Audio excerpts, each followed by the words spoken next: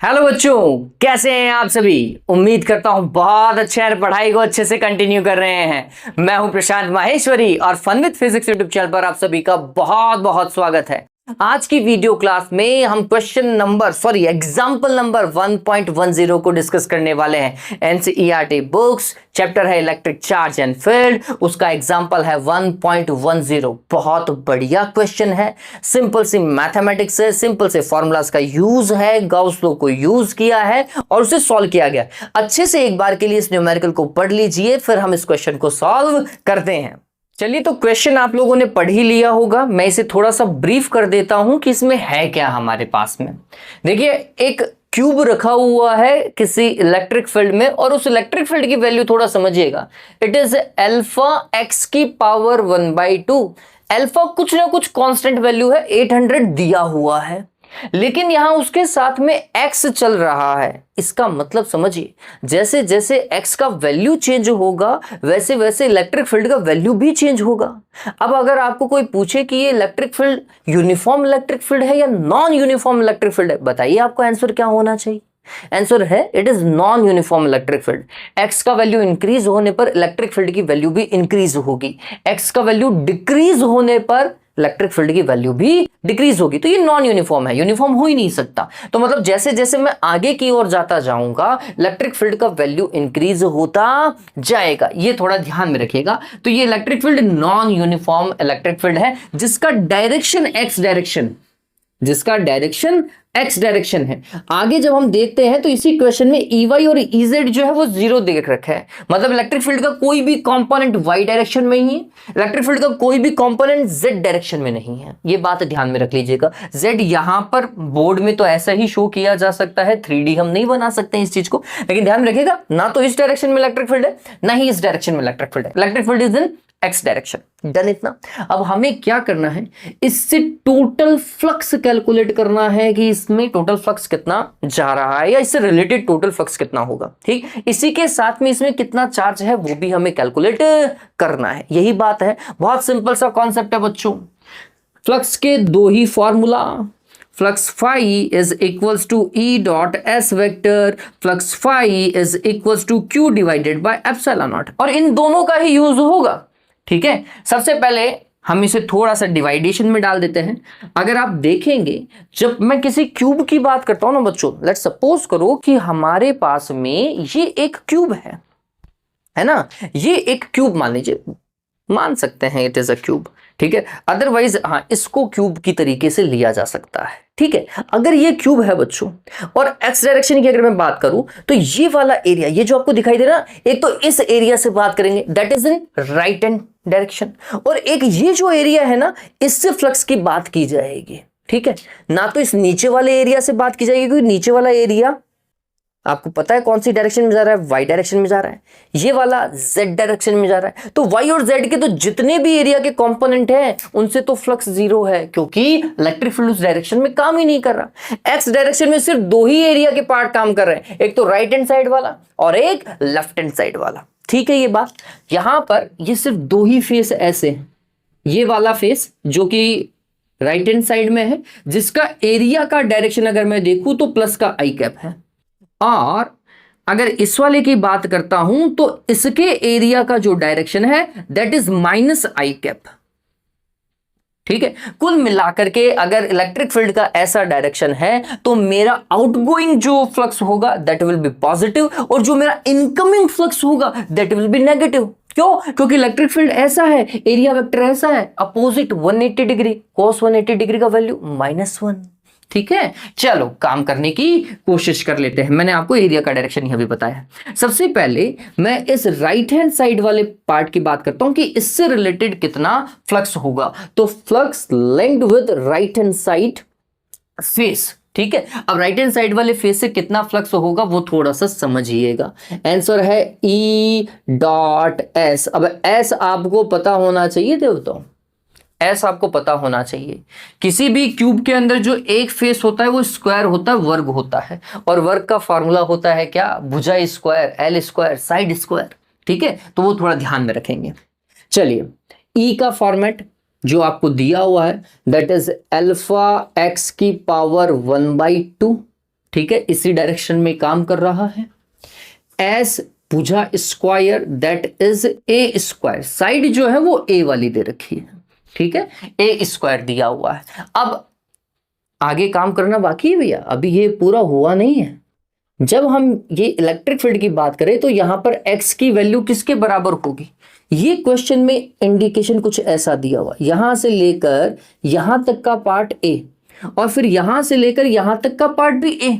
तो आप देखेंगे इस वाले पार्ट के लिए x की वैल्यू 2a हो जाएगी। तो जब आप पुट करेंगे ना यहां पर x का वैल्यू, तो आपको यूज करना पड़ेगा x is 2a हियर, ठीक है। तो हम इस चीज को कुछ ऐसा लिख सकते हैं, it will be alpha into 2a और उसका पावर कितना बच्चों 1/2 और a स्क्वायर, a का वैल्यू 0.1 दिया हुआ है, उससे आसानी से सॉल्व हो जाएगा। That is right hand side, ठीक है।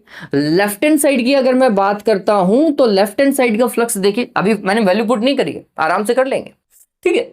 लेफ्ट हैंड साइड की बात करते हैं, लेफ्ट हैंड साइड में क्या होगा, एरिया वेक्टर इस तरफ है, इलेक्ट्रिक फील्ड ऐसा है, माइनस का फ्लक्स निकलने वाला है, ठीक है। तो मैं पहले से ही माइनस लगा देता हूं, तो चलिए पहले से ही माइनस लगा दिया है, हमें पता है कि इनकमिंग फ्लक्स है। फिर फॉर्मेट वही है ई एस, ठीक है। ई का वैल्यू समझिए, ई का वैल्यू है अल्फा एक्स की पावर 1/2। अब थोड़ा सा और आगे चलते हैं, इस वाले फेस के लिए x का वैल्यू क्या है, आप गौर कीजिए, इस वाले फेस के लिए, ये वाला फेस तो x इज टू a पर ही है, तो जब हम यहां पर रखेंगे तो x का वैल्यू कितना यूज करना पड़ेगा, a यूज करना पड़ेगा। चलिए एरिया अभी भी कितना है, a स्क्वायर है, ठीक है। चलिए तो ये हो जाएगा माइनस का अल्फा x की जगह a पुट कर देता हूं, that is 1/2 and a square. उम्मीद करता हूं ये चीज आपको समझ में आई होगी। अगर टोटल फ्लक्स की बात की जाए, अगर टोटल फ्लक्स की बात की जाए बच्चों, तो टोटल फ्लक्स होगा दोनों का सम, राइट हैंड साइड का flux plus left hand side का फ्लक्स। राइट हैंड साइड वाला प्लस में है, लेफ्ट हैंड साइड वाला माइनस में। राइट हैंड साइड वाला फ्लक्स का वैल्यू लिखो, अल्फा 2a की power 1/2 a square minus alpha a की पावर 1/2 और a स्क्वायर। कॉमन वाला पार्ट देखिएगा, अल्फा कॉमन है, a स्क्वायर कॉमन है, इवन a की पावर 1/2 भी कॉमन है, ठीक। तो एक बार के लिए तो इतना लिख लीजिएगा, फिर बाद में बताता हूं।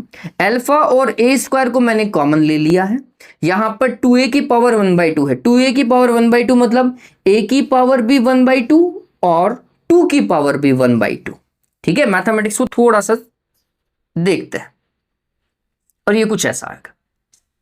यहां से आप a की पावर 1/2 को भी क्या ले सकते हैं, कॉमन ले सकते हैं। तो फाइनली आपको कुछ ऐसा मिलेगा, it will be alpha a की पावर 2 यहां पर है और 1/2 और ले आओगे तो टोटल हो जाएगी 5/2, ढाई पावर हो जाएगी कुल मिलाकर के, ठीक है। तो आप इसे लिख सकते हैं, कुछ ऐसा ही लिख दो, कोई दिक्कत वाली बात नहीं है। और यहां पर ये √2 है बच्चों, √2 - 1, √2 1.414 माइनस 1.414 आ जाएगा। वैल्यू पुट करो एक साथ, अल्फा का वैल्यू 800, a थोड़ा गौर करते हैं, a कितना है 0.1 है, 0.1 को 0.1 से मल्टीप्लाई करोगे 0.01। और अदरवाइज मैं बच्चों को यही सलाह दूंगा, इसे आप 10 की पावर -1 समझिए, और 10 की पावर -1 का स्क्वायर होता है 10 की पावर -2। ये थोड़ा सिंपल पड़ता है यार, 10 की पावर -2। अब यहां पर वापस से, यहां पर आपको वापस से 0.1 ही लिखना पड़ेगा, 0.1 की पावर 1/2 मैथमेटिक्स है पूरी भाई, 0.414। सॉल्व करते हैं, 8 इंटू 100 है, मतलब 10 की पावर 2, 10 की पावर 2 और 10 की पावर -2 कैंसिल, 8 ही रिमेनिंग है। यहां पर हम देखेंगे 0.1 का 1/2। अब ये है ना बच्चों को बहुत दिक्कत देता है, 0.1 की पावर 1/2 कहां से आएगा, मतलब रूट कैसे निकालोगे। सिंपल सा है, मैथमेटिक्स यूज करो, बच्चों वाला काम करो, मैं तो वही यूज करता हूं। 1 का स्क्वायर 1, 2 का स्क्वायर 4, 3 का स्क्वायर 9, 4 का स्क्वायर 16। थोड़ा सा गौर कीजिए, मेरे को सिर्फ 1 तक ही काम करना है। अगर मैं यहां पर पॉइंट लगा देता हूं, 0.1 का स्क्वायर होता है 0.01, 0.2 का स्क्वायर होता है 0.04, 0.3 का स्क्वायर होता है 0.09, 0.4 का स्क्वायर होता है 1.4। सिंपल सी मैथमेटिक्स है। विच इज नियर, 0.3 वाला ज्यादा नियर है मेरे हिसाब से, ठीक है। तो इसका वैल्यू जब आप सॉल्व करोगे it will be 0.3132 all and almost, मैं 0.31 यूज कर रहा हूं, ठीक है। तो जब हम इसको यूज करेंगे तो इट विल बी 0.31, और ये थोड़ा ध्यान में रखना, जितने भी पॉइंटों में एक से कम वैल्यू आती है ना उनका रूट उनसे ज्यादा ही देखने को मिलता है आपको, ठीक है। तो जब अपन आप कैलकुलेट करोगे ना तो ये हो जाएगा कुछ 8 इन दोनों को सॉल्व करने पर।